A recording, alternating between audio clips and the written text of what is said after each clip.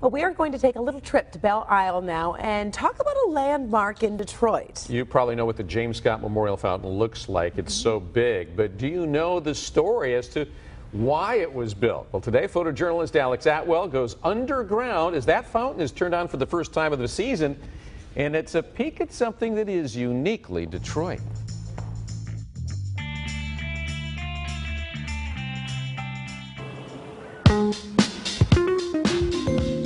Well, for somebody that did not like history in grade school and high school, to be able to actually put your hands on that history, you really start to understand what they may have been thinking in the teens and the 1920s to actually build something this monumentous.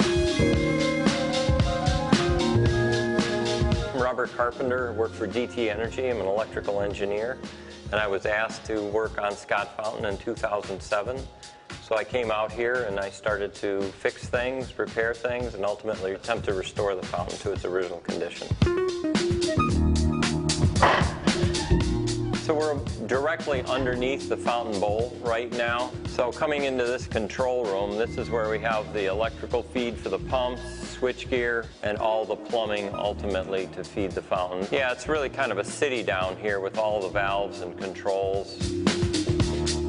But it's really become a personal passion, so I basically moved down onto the island so I can put in as much time as I can.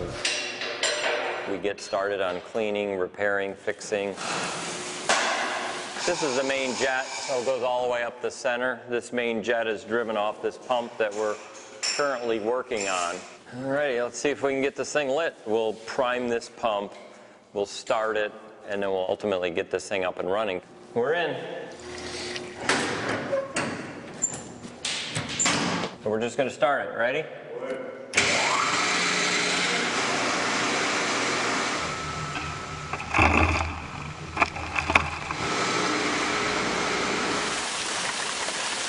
So the main jet is driven off of pump number 1. Pump number 2 runs everything else in the main fountain.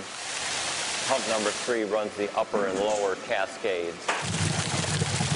All of these individual valves, for example, each one operates an individual turtle up above. Each turtle is grouped in these valves. So if you turn this valve up or down, it would adjust all the turtles at once. This one's vertical jets. Somebody had penciled it in here. These are the Raythons, and these are the Lions. If you look up above, up in the piping, there's individual valves up in there also. And this is the substation. It has its own substation underneath. These are the transformers that power the 3 pumps that operate the fountain. And again, what's the name of this fountain? The James Scott Memorial Fountain. And that was money that was left by James Scott. He was a bit of a scoundrel and a womanizer, gambler. He was not a very well-liked person. In fact, there was somebody that suggested that they were going to build a statue perhaps 1 inch high. They thought that met the requirements of his last will and testament. But they later realized that that wouldn't have been appropriate, and they built the statue that they have there now. I think he wanted a monument to him.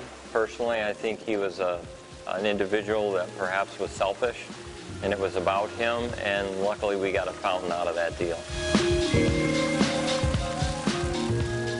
It's been really interesting to see the expression of people when you get that fired up, when you see that first little bit of spray that comes out of the fountains, and then ultimately it really gets going and the bowls fill up above.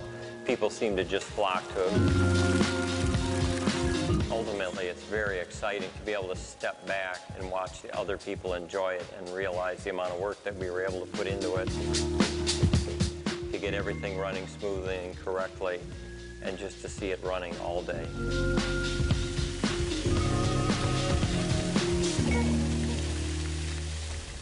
No idea how much work goes into things. Sometimes you just enjoy the beauty. It's like it has a life of its own, and then you've got a separate life going on beneath the surface. Let's bring in Robert Carpenter to talk with us a little bit more. For you personally, I mean, obviously this is a love. The fact that you're moving down there for 6 weeks and really taking ownership of this, what do you get out of that in terms of happiness. I think the biggest thing that I get out is watching the people from behind the scenes enjoy the fountain. On Thursday during Grand Prix, we had a bunch of little children come in, and to watch them reach for the water and their little feet dangling above the edge of the fountain because they can barely reach, they just had an absolute blast. In terms of the amount of maintenance, I mean, if you're living on the island, it kind of tells us that this is a long-term proposition to get it up and running. So how much maintenance are we talking about? I go out onto the island about 6 weeks prior to Grand Prix, and once I get started, I start a significant cleaning process. It starts with the lagoon. We lower the lagoon, and then the weir area, which is at the lower Cascades, and then the main tanks, which are underneath. They have to be drained, rinsed down, refilled, and sometimes we have to do that a couple of times. Do pipes break over the winter at all? Yeah, actually last year we had about 14 pipes break, and this year we did a better winterization, and we only had 2 pipes break near the entrance of the fountain. What about during the summer? How much upkeep does it take then? Very little, actually. The fountain pretty much runs on its own. It started in the morning and runs throughout the day. And they clean it like you would clean a normal swimming pool. They vacuum out the main bowl, which takes a couple of hours to do. I think it's interesting with the man that, the history of the man who you said the statue should only be an inch. Actually, his entire estate was given to the city of Detroit to have a fountain in his honor because he didn't have any friends, colleagues, children, nothing. He had nothing left, so we get to enjoy it, though. Yeah. He sounds like the kind of person that Karen might have been chasing a century ago, doesn't it? But it's nice that at least his family thought this would be a nice thing to do. Yeah, it was really nice because I really enjoy the people that enjoy the fountain. We are so appreciative of what you do, so Well, thank thank you you. very, very much. It is Appreciate unique. it.